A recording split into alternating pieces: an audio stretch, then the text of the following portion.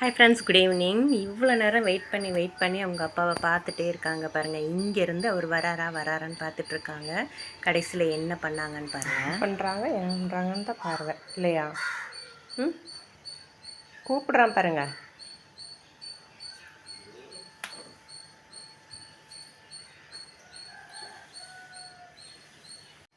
என்ன காணும். வராரு.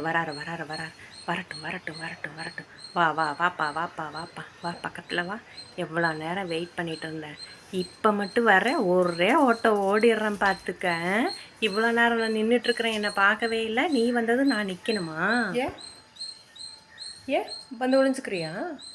பிடிக்கணுமா? வந்து இங்கே பாருங்க, எங்கே வந்து நின்றுருக்கானு.